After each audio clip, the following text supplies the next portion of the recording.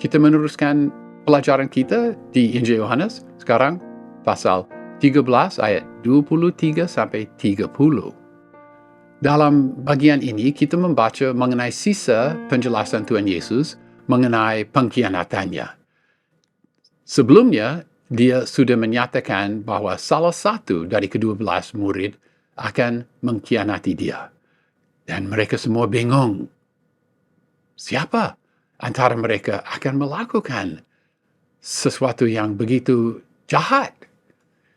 Nah, di dalam bagian ini kita dapat mengetahui dengan cara apa dia mengidentifikasikan Yudas sebagai pengkhianat.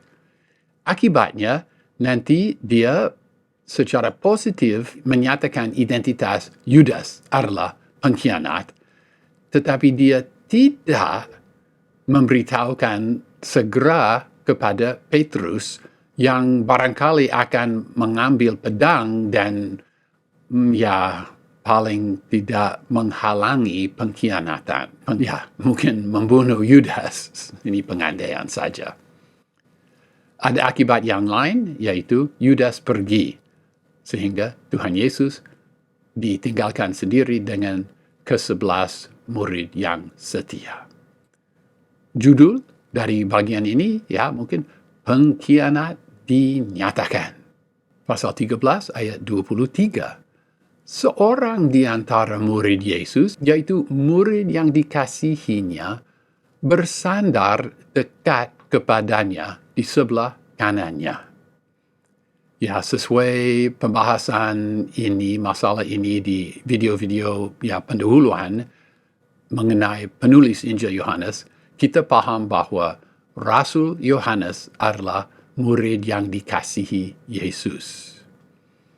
Oleh karena keistimewaan upacara ini, yaitu Paskah, mereka bersandar pada bangku, tidak menduduki kursi pada waktu mereka makan.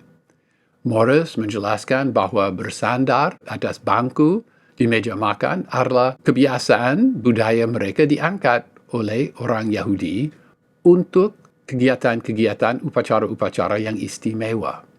Makanan dihidangkan di meja makan dan bangku-bangku diatur mengelilingi meja makan itu, dan mereka masing-masing bersandar atas bangku mereka. Kepala mereka dekat meja, mereka bersandar atas siku kiri, tangan kanan bebas, siap dipakai, mereka makan. Tamu yang paling terhormat di tengah-tengah, di bangku yang di tengah-tengah semua bangku itu, dan tamu yang status kedua dalam penghormatan, dia bersandar di sebelah kiri dari orang pertama itu. Kita tidak tahu dengan pasti, tetapi ini barangkali Yudas bersandar di situ. Posisi ketiga adalah di sebelah kanan dari orang pertama itu. Yohanes jelas di situ. Sehingga mudah sekali dia berbicara kepada Tuhan Yesus Kristus, dan Tuhan Yesus dapat membalas berbisik kepada Yohanes, tidak perlu bergerak karena Tuhan Yesus menghadap bahu Yohanes. Jadi rupanya Tuhan Yesus di tempat yang paling terhormat bersandar pada siku kiri, makan dengan tangan kanan menghadap Yohanes. Dan rupanya, tetapi lebih sulit dibuktikan, dipastikan, Yudas menghadap Tuhan Yesus.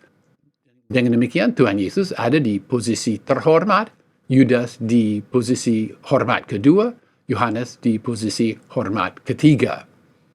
Dan membaca Lukas pasal 20 ayat 46, kita tahu, posisi yang paling terhormat dan hormat posisi ini dan tingkat hormat posisi itu diatur dan dihargai oleh orang ahli tulis itu.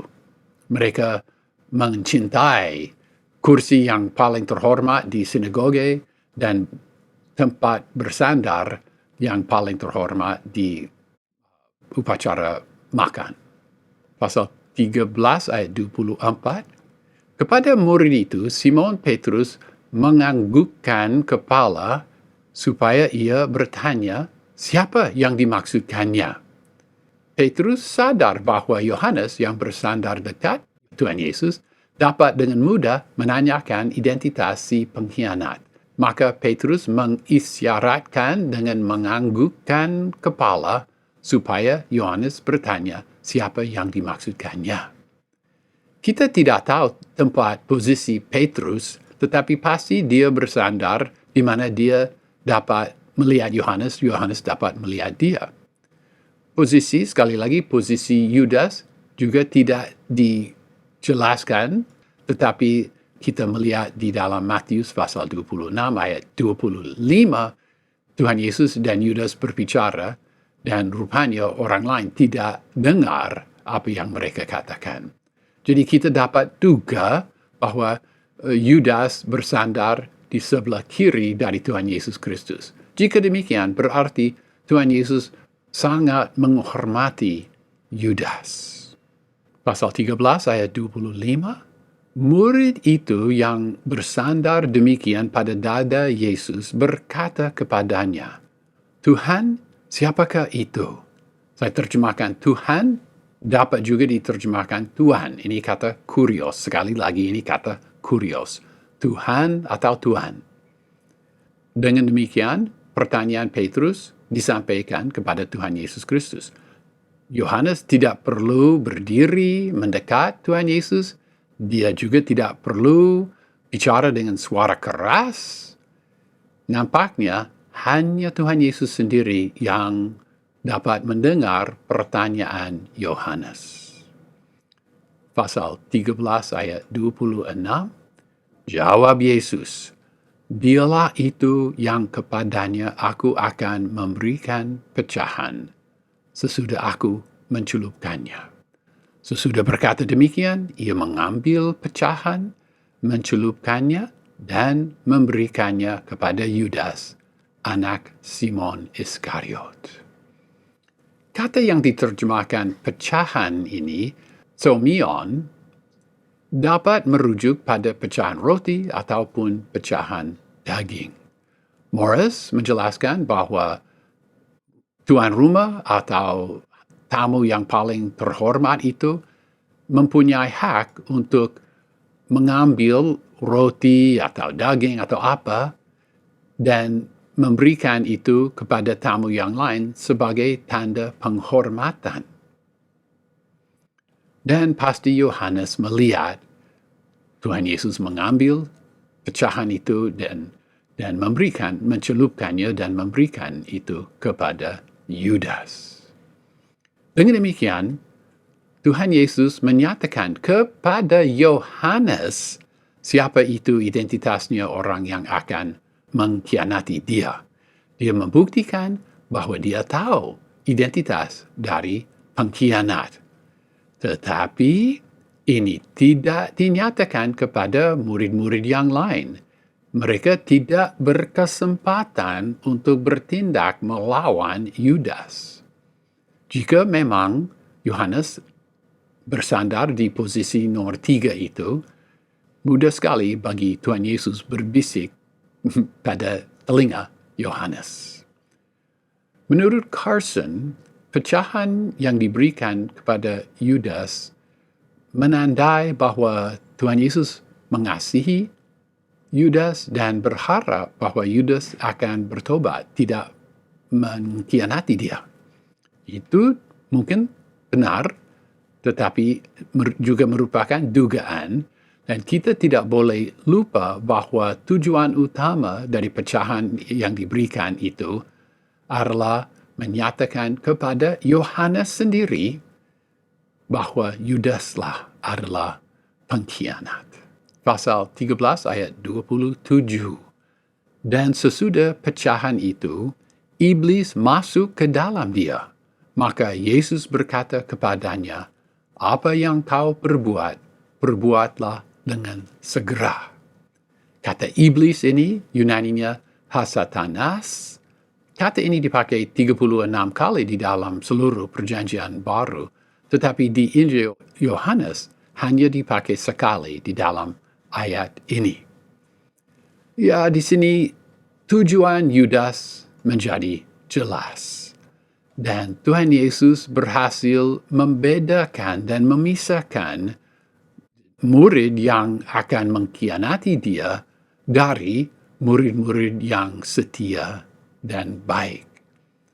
Sesudah iblis masuk ke dalam Yudas, Tuhan Yesus nampaknya dia tahu bahwa Yudas tidak akan bertobat, maka dia suruh Yudas pergi dengan segera. Mungkin Tuhan Yesus berkata dengan segera supaya Yohanes tidak ada waktu untuk memahami dan memberitahu kepada Petrus bahwa Tuhan Yesus menyatakan Yudaslah adalah pengkhianat. Kita mengamati di sini bahwa Tuhan Yesus tidak memberi perintah kepada Yudas pergi dan khianati aku. Tidak ada perintah seperti itu. Yudas tidak dapat berkata pada kemudian hari bahwa dia diperintahkan oleh Yang Maha Kuasa untuk melakukan apa yang dia lakukan. Pasal 13 ayat 28. Tetapi tidak ada seorang pun di antara mereka yang bersandar itu mengerti mengapa ia berkata kepadanya.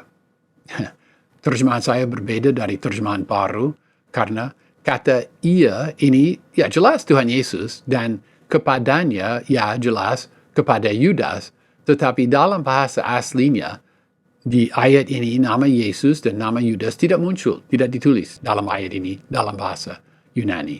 Jadi saya terjemahkan, tetapi tidak ada seorang pun dari antara mereka yang bersandar itu mengerti mengapa ia berkata kepadanya. Yohanes diberitahu bahwa Yudas akan mengkhianati Tuhan Yesus Kristus. Dia bingung dan pada titik itu mungkin dia tidak memahami bahwa Yudas pengkhianat itu dialah yang diberi perintah Tuhan Yesus pergi segera itu. Dan murid yang lain mereka juga tidak memahami. Jika Yohanes dia orang nekat dan cepat berpikir, mungkin dia akan mengejar dan menghalangi Yudas atau Petrus. Jika Petrus tahu bahwa pengkhianat keluar, mungkin Petrus juga mengejar dan membunuh Yudas. Ini dugaan. Tetapi tidak jadi seperti itu karena Yohanes bukan orang nekat seperti Petrus. Dengan demikian, Yudas dibiarkan untuk mengkhianati Tuhan Yesus, dan Tuhan Yesus menyatakan jelas dia tahu sebelumnya siapa yang akan mengkhianati dia. Pasal 13 ayat 29. Karena Yudas memegang kas, ada yang menyangka bahwa Yesus menyuruh dia membeli apa-apa yang perlu untuk perayaan itu, atau memberi apa-apa kepada orang miskin. Mereka sama sekali tidak memahami apa yang terjadi. Mereka masih percaya bahwa Yudas yang memegang kas itu layak dipercayai. Pasal 13 ayat 30, Yudas menerima pecahan itu lalu segera pergi. Pada waktu itu hari sudah malam. Tuhan Yesus berbicara jelas sehingga mengingat peristiwa ini pada kemudian hari, mereka akan tahu bahwa dia sungguh tahu bahwa Yudaslah yang akan mengkhianati dia.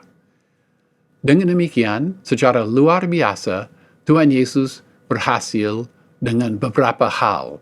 Satu, dia menghormati Yudas. Dia memberi kesempatan kepada Yudas untuk bertobat.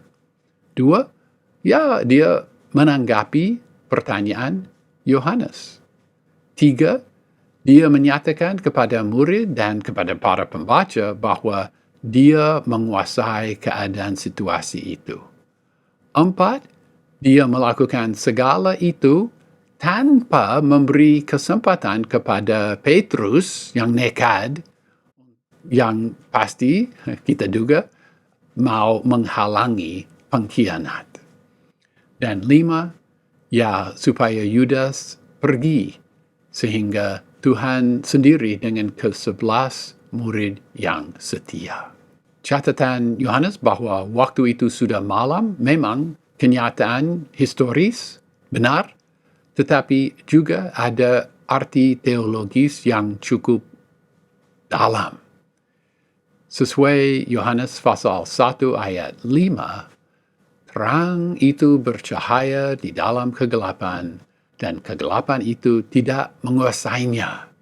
Yudas memihak pada kegelapan, karena sesuai pasal 3 ayat 19, terang telah datang ke dalam dunia, tetapi manusia lebih menyukai kegelapan daripada terang, sebab perbuatan-perbuatan mereka jahat. Ya, ringkasan, Tuhan Yesus menguatkan iman ke-11 murid itu dengan memberitahu sebelumnya kepada Yohanes siapa identitas si pengkhianat, dan Yudas meninggalkan mereka.